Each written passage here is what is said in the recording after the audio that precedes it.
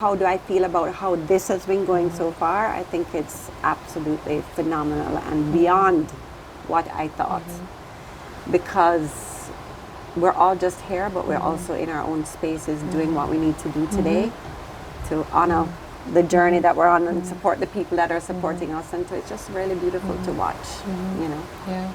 And you know what I find is oftentimes when you are like the orchestrator, and like, you know, and you're in charge of many people and like the experience, and oftentimes, you know, maybe what you're not realizing is that you also needed this weekend. So like, even though you're gifting all of us this special I really weekend, needed it. I really wanted to hang out with really powerful women and younger women. And, you know, because like I'd said yesterday, I'm kind of stepping into this elder role. Like you just feel it. I mean, you know. And, you know, even though everything may look so pretty on the outside, I've been through so much.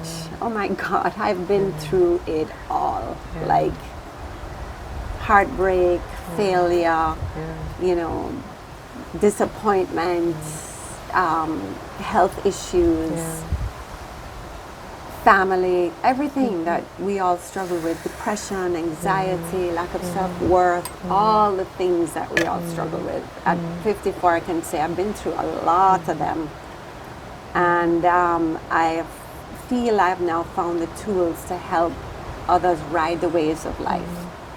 So there are 5 great truths in yoga. 5, when they took all the yoga texts and they distilled them down into 5 great truths. One of them was that life is just waves rising and falling. It's how you ride the waves. So right now we may be up, you know, on this high in life, we're doing so well, and then something just brings us down to our knees. And it's how do we ride that wave or hold that pose. We say in yoga, when we get into a really difficult pose, you use your breath, you focus, and you hold that pose. Sometimes we are holding these poses of life for so long. But if I didn't have yoga, I didn't have the love and respect for this temple that I have, which at 54 looks so much better than the temple I had in my 20s and 30s. Because I trusted, I'd learned to love myself so much. I don't know where I was going with that, but the 5 great truths of life, waves rising and falling. So when we're right down low, you know, there's so many things we can do. We can give up. We can blame. We can run away. I've done all of these things. I've given up, I've blamed other people, and I've walked away from things that were mine rightfully and allowed people to take it from me. But if I didn't have my yoga, my healthy eating, and most recently in the last 3 years, my meditation practice, I just think I would have different color glasses on than the glasses that I'm wearing right now, which the glasses I am right now are like psychedelic. Like I am literally seeing light and color and love and possibility in every moment and with each person that I encounter. And that has really, and that's just changed. Like I've just pivoted like very recently. I'm talking in this year, 2019. And the one thing that I can say that I've been doing differently than I was 2 years ago, the one thing I really haven't changed anything, except I started to meditate. I started to meditate.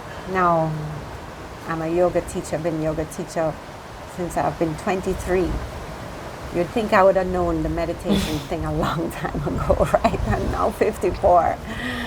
And I really decided that it was the next level and I needed to go there, and I just said, I'm going to do it. And I for this time, I didn't stop. I didn't give up. I didn't get distracted. I just stayed through the pain, because it's so painful for an active mind like mine, for a A-type fire personality, on the go, non-stop person to see the value in sitting still. Now you sit, I meditate when I run. I meditate when I do yoga. Oh my, I breathe in the car and I meditate. No. Sitting your ass down there, so still, and watching your thoughts go by and learning to be the observer of the thoughts instead of just writing these constant thoughts in your head has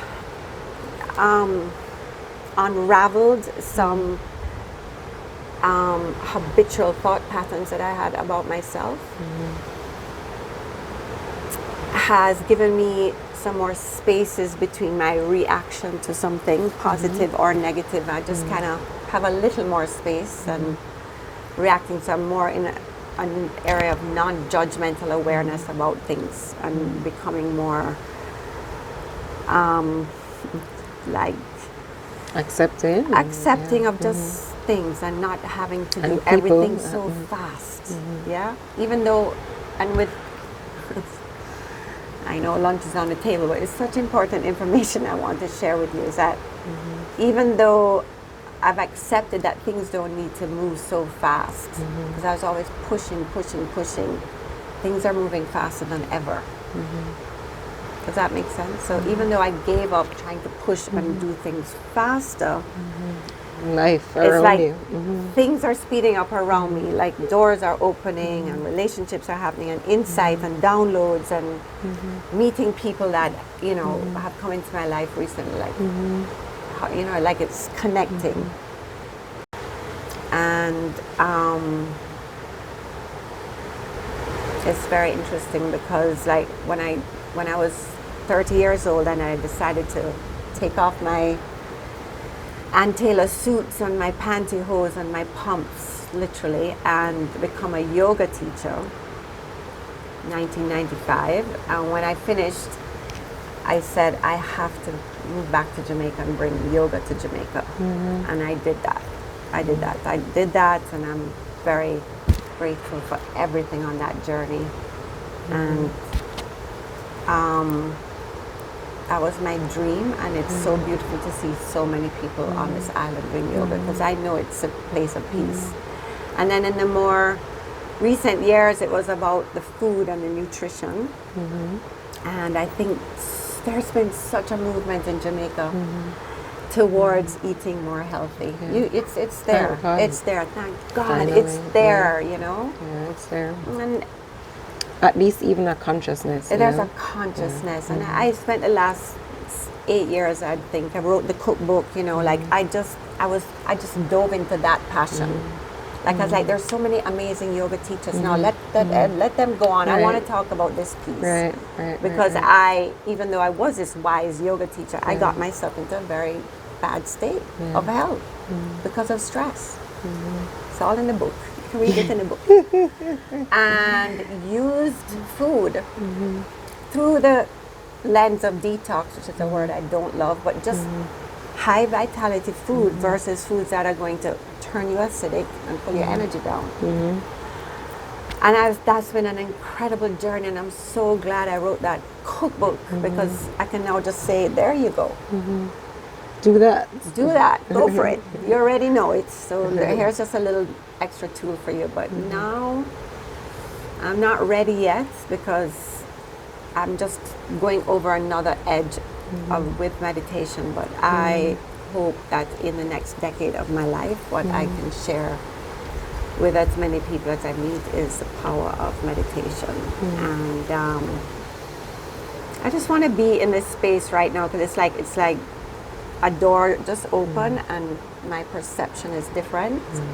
So, and even my meditation is going into another level. So I want to be the student right now for a few more years, I think. Meet the right teachers, expand, go lean into this new interest that I have at 54. And see where it goes, and then be able to come back and teach that as a next level. Go for it.